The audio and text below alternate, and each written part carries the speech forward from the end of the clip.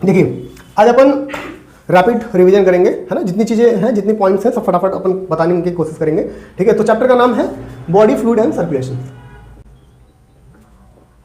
ठीक है। तो ये चैप्टर है बॉडी फ्लूइड एंड सर्कुलेशन। सबसे पहले बॉडी फ्लूइड एंड सर्कुलेशन के बारे में बात करें तो हमने सबसे पहले हम क्या बात करते हैं कि हमारे सर्कुलेशन की जरूरत क्यों होती है। एनसीईआरटी सबसे पहले शुरुआत यहीं से करती है कि व्हाई नीड सर्कुलेशन, क्यों, क्योंकि न्यूट्रिएंट्स बताते जाओ, क्यों, क्योंकि न्यूट्रिएंट्स क्या करते हैं अपन, न्यूट्रिएंट्स को ट्रांसफर करना है ना, जो है कि सेल के पास में है ना, और जो इंपॉर्टेंट मिनरल्स है ना, बॉडी को जो भी इंपॉर्टेंट चीजें हैं उनको बॉडी तक पहुंचाना है, और जो भी बॉडी से, जो सेल से जो वेस्ट मटेरियल बन रहे हैं उनको वहां से लेकर के बाहर करना है, बॉडी के बाहर करनी, ठीक है। इसलिए और ये सिस्टम है ना, इसके लिए हमारी किसकी जरूरत पड़ती है, हमारे सर्कुलेशन सिस्टम की, जो ब्लड को लेके जा रहा है ना, जो न्यूट्रिएंट को लेके जा रहा है, जो आपके हार्मोन्स को लेके जा रहा है, ठीक है। इसके अलावा सेल से जो CO2 बना है ना, जो वेस्ट मटेरियल बने उसको बॉडी के बाहर ले जाना है, तो उसकी वजह से जो है गैसेस का एक्सचेंज जो है आपके किससे होगी, सर्कुलेशन से, ठीक है। अब बात करते हैं बॉडी फ्लूइड। तो जब देखिए बॉडी फ्लूइड की बात करें तो ICF ECF में मैंने आपको पहले कैटेगराइज किया था, बट आपको डिटेल में उतना नहीं पढ़ना है, ठीक है। आपको नेक्स्ट पॉइंट पढ़नी है कि बॉडी फ्लूइड आपके दो हैं, कौन कौन से, ब्लड और लिम्फ। तो बट उसमें से मोस्ट कौन इफेक्टिव वर्क करता है, ब्लड, ठीक है। तो ब्लड क्या करता है, सारी चीजों को लेके जाता है और वापस लेके आता है, ठीक है। अब बात करते हैं ब्लड के बारे में सबसे पहले, फिर दूसरी जो पैराग्राफ की हेडिंग है क्या है, ब्लड, ठीक है। ब्लड क्या काम करती है बेटा, तो blood is the what, special connective tissue, है ना। सबसे पहली लाइन क्या है, blood is the special connective tissue. और उसके बाद में बात करें तो हमने कहा कि ब्लड में आपको क्या देखने को मिलता है, 3 कंपोनेंट, कौन कौन से बेटा, फॉर्म्ड एलिमेंट, मैट्रिक्स और प्लाज्मा, ठीक है। ये 3 चीजें, जिसमें से जो प्लाज्मा होती है, तो प्लाज्मा जो होती है ये कितने % मिलती है, 55%। और ये कैसी होती है, विस्कस फ्लूइड होती है, कैसी होती है, विस्कस फ्लूइड होती है। इसके अलावा हमने बात किया था प्लाज्मा में लगभग में ये कैसी कलर होती है, स्ट्रॉ कलर, ठीक है। और हमने बताया था कि इसमें कितना % ऑफ वाटर मिलता है, 90 to 92%, है ना, 90 से 92, 90 to 92% क्या मिलेगा इसमें, वाटर मिलेगा, वेरी गुड। और बातें करेंगे, हमने कहा कि इसमें कितना 6 to 8% क्या मिलता है, प्रोटीन मिलते हैं। अच्छा, प्रोटीन में मोस्टली कौन कौन से प्रोटीन है, फाइब्रिनोजन, एल्बुमिन और ग्लोबुलिन, ठीक है। फाइब्रिनोजन का काम क्या होता है, क्लॉटिंग में हेल्प करता है, एल्बुमिन का काम करता है ऑस्मोटिक बैलेंस में, और ग्लोबुलिन का काम करता है डिफेंस मैकेनिज्म में।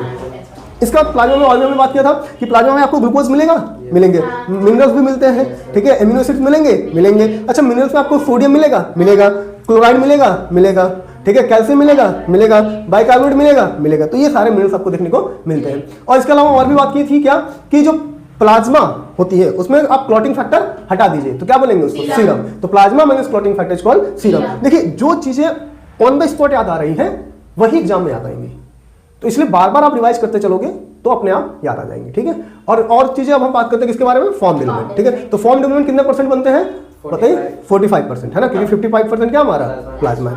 उसके बाद 45% में फॉर्म्ड एलिमेंट कौन हमारे 3 है, कौन कौन से हैं, इरिथ्रोसाइट्स और थ्रोम्बोसाइट्स, इरिथ्रोसाइट्स, ल्यूकोसाइट्स और थ्रोम्बोसाइट्स। अब बात करते हैं इरिथ्रोसाइट्स की। तो इरिथ्रोसाइट्स हम क्या कहते हैं, रेड ब्लड सेल्स, है ना। अब ये सबसे ज्यादा होते हैं, ठीक है, कितनी, 5 to 5.5 मिलियन, फिर से बताओ, 5 to 5.5 मिलियन, ठीक है। इसके अलावा और भी हम बात करते हैं, हमने कहा ये कौन से कलर का होता है, रेड कलर का क्यों होता है, हीमोग्लोबिन के, हीमोग्लोबिन इसमें कितना मिलता है, 12 से 16 ग्राम पर 100 ml, है ना, 100 ml में, ठीक है, वेरी गुड, बहुत सही, ऐसा ही पढ़ना है, ठीक है। इसके अलावा हमने बात किया था कि जो हीमोग्लोबिन है उसमें कितने, उसके सेंट्रल एलिमेंट कौन सा है, आयरन, ठीक है। इसमें हमने बताया था 4 चेन होती है, 2 अल्फा की 2 बीटा की। अच्छा, हमने ये भी बताया था जो हीमोग्लोबिन है, ठीक है, और भी हमने डिस्कस किया था, हमने कहा कि जो आपकी जो हीमोग्लोबिन है वो रेड कलर की हो रही है, ठीक है। इसके साथ साथ जो आपकी ब्लड सेल्स है ये बन कहां पे रही है, बोन मैरो में, बन कहां पे रही है, बोन मैरो में। इसका मेन फंक्शन क्या हो रहा है, ऑक्सीजन को ट्रांसपोर्ट करना, है ना, गैसेस का ट्रांसपोर्ट करना, ठीक है। इसके अलावा आप देखेंगे तो हमने कहा था कि जो इसकी लाइफ साइकिल के बारे में बात करूं तो लाइफ साइकिल कितनी होती है, 120 डेज, ठीक है। और फिर ये जाके कहां मर जाता है, स्प्लीन में। स्प्लीन को हम क्या बोलते हैं, ग्रेवयार्ड ऑफ द आरबीसी। और उसके बाद दूसरी एग्जांपल कौन आती है, WBC की। WBC का दूसरा नाम क्या है, ल्यूकोसाइट्स। WBC को क्या बोलते हैं, white blood cells. White blood cells मतलब ये रेड नहीं है, रेड नहीं तो क्या चीज नहीं होगा इसमें, हीमोग्लोबिन। अच्छा, on the basis of granules, है ना, ये कितने टाइप के होते हैं, 2, कौन कौन से, ग्रेनुलोसाइट्स और एग्रेनुलोसाइट्स। अब हमने कहा था ग्रेनुलोसाइट्स में कौन कौन से मिलेंगे आपको, इस्नोफिल्स, बेसोफिल्स, न्यूट्रोफिल्स। एग्रेनुलोसाइट्स में कौन कौन से मिलेंगे, मोनोसाइट्स और, ठीक है। हमने आपको बताया था इसमें सबसे ज्यादा जो मिलता है न्यूट्रोफिल्स, उसके सबसे कम बेसोफिल्स। हमने आपको हर बार बताया था कि जो आपके जो न्यूट्रोफिल्स होते हैं और जो मोनोसाइट्स होते हैं कैसे नेचर के होते हैं, फैगोसाइटोसिस, वेरी गुड। उसके बाद हमने ये बताया था जो बेसोफिल्स होता है क्या होता है, सिक्रीट करता है क्या, हिस्टामिन और हिपैरिन और सेरोटोनिन। क्या क्या, हिस्टामिन, हिपैरिन और सेरोटोनिन। इसके बाद हमने ये बताया था कि जो आपकी जो इस्नोफिल्स होती है वो किस में हेल्प करेगी, एलर्जिक रिएक्शंस में, ठीक है, क्या, एलर्जिक रिएक्शंस में। अच्छा, एलर्जिक रिएक्शन से कौन सी जो है कि आपकी एंटीबॉडी रिलेटेड है, IgE, कौन सी, IgE। इसके बाद हमने और भी बात किया था, हमने कहा था बेटा ये बताओ कि जो आपकी न्यूट्रोफिल्स है, ठीक है, और आपके जो मोनोसाइट्स हैं वो तो किसमें हेल्प करेंगे, आपके फैगोसाइटिक सिग्नेचर में। इस्नोफिल्स एलर्जी में रिएक्ट करेगा, बेसोफिल सिक्रीशंस करेगा आपकी हिस्टामिन, हिपैरिन और सेरोटोनिन का। इसके अलावा और कौन बचा हमारा, लिम्फोसाइट, किसमें हेल्प करता है बेटा, इम्यून सिस्टम में। अब यहाँ पे कितने टाइप के होते हैं, 2 टाइप के, नाम बताइए, बी और टी लिम्फोसाइट। ह्यूमरल इम्यूनिटी में कौन हेल्प करेगा, बी लिम्फोसाइट, और सेल मेडिएटेड में टी लिम्फोसाइट, ग्राफ्ट रिजेक्शन में टी लिम्फोसाइट। नहीं याद आ रहा है, ग्राफ्ट रिजेक्शन में कौन है, टी लिम्फोसाइट, ठीक है। अब हम बात करते हैं नेक्स्ट, है ना। अच्छा, इसके अलावा हमने ये भी बात किया था कि इनकी संख्या कितनी होती है, 6 to 8,000 पर mm क्यूबिक, है ना, कितना होता है, 6 to 8,000 पर mm क्यूबिक। याद आ रहा है सारा, ठीक है। इसके अलावा न्यूक्लियस इसमें अब्सेंट प्रेजेंट रहता है, जबकि आरबीसी में अब्सेंट रहता है, ठीक है। जो मैच्योर आरबीसी है, ठीक है, जो मैच्योर आरबीसी उसमें मोस्ट ऑफ द मैमल में क्या होता है, आरबीसी जो न्यूक्लियस होता है वो अब्सेंट होता है, और ये कैसे होती है, बाइकॉन्केव होती है, ठीक है। जैसे मैंने बताया था कैमल में प्रेजेंट मिलेगा आपको, ठीक है। इसके अलावा और भी हमने डिस्कस किया था, एक मिनट, तो हमने बात किया था किसके बारे में, डब्ल्यूबीसी के बारे में, लिम्फ के बारे में, डब्ल्यूबीसी के बारे में हमें बात क्लियर होगी, ठीक है। उसके बाद बात करते हैं थ्रोम्बोसाइट्स, है ना। थ्रोम्बोसाइट्स को हम क्या बोलते हैं, आपके प्लेटलेट्स बोलते हैं। अच्छा, ये क्या होते हैं, सेल के फ्रेगमेंट्स होते हैं, ठीक है। अच्छा, ये किससे बनते हैं, मेगा कैरियोसाइट सेल्स से। ये कैसे सेल्स होते हैं, स्पेशल सेल्स होते हैं। कहाँ मिलेंगे, बोन मैरो में। अच्छा बताइए, जो मेगा कैरियोसाइट्स होते हैं, जब फ्रेगमेंट्स बनते हैं, अच्छा ये सबसे ज्यादा इनका रोल किसमें है, ब्लड क्लॉटिंग में। किसमें है, ब्लड क्लॉटिंग में। अच्छा, ये बताइए कि जो ब्लड क्लॉटिंग में जब ये रोल प्ले कर रहे हैं, तो अगर इसमें प्लेटलेट्स की कमी आ जाएगी तो क्या होगा, ब्लड क्लॉटिंग नहीं होगी। अब ब्लड क्लॉटिंग ना होने की वजह से क्या होगा, सबसे ज्यादा ब्लड सिंपल कट से भी ब्लड ज्यादा लॉस हो जाएगी। अब ब्लड लॉस हो जाएगी तो फिर बॉडी में ब्लड की कमी हो जाएगी, तो क्या बोलेंगे उसको, एनीमिया।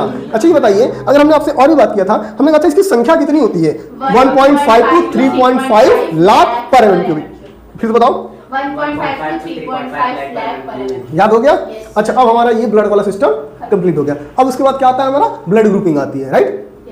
अब ब्लड ग्रुपिंग के बारे में बात करें तो ब्लड ग्रुपिंग में हमने क्या डिस्कस किया था, हमने कहा कि आरबीसी की जो सरफेस है बेटा, इस आरबीसी के सरफेस पे क्या देखने को मिलता है आपको, एंटीजन, यानी कुछ प्रोटीन्स देखने को मिलते हैं, ठीक है, और उसे हम एंटीजन बोलते हैं। अब स्पेशली हमने इसको कि ए एंटीजन है और बी एंटीजन। अगर आरबीसी के सरफेस पे हमें एंटीजन ए मिलता है, यानी प्रोटीन ए टाइप की प्रोटीन मिलती है, एंटीजन ए मिलती है, तो ब्लड ग्रुप कैसी है, ए है।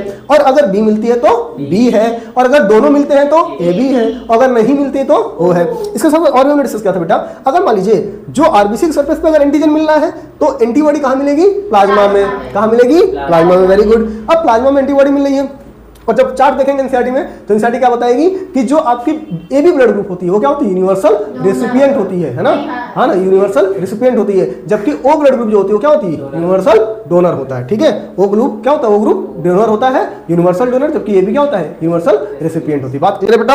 अब नेक्स्ट बात करते हैं, हमने कहा कि यहाँ पे दूसरी भी ब्लड ग्रुपिंग आती है, उसका नाम क्या है हमारा, एबीओ तो हो गया, और आरएच है ना, आरएच ब्लड ग्रुपिंग। ये कहां से खोजा गया था, रिसस मंकी से।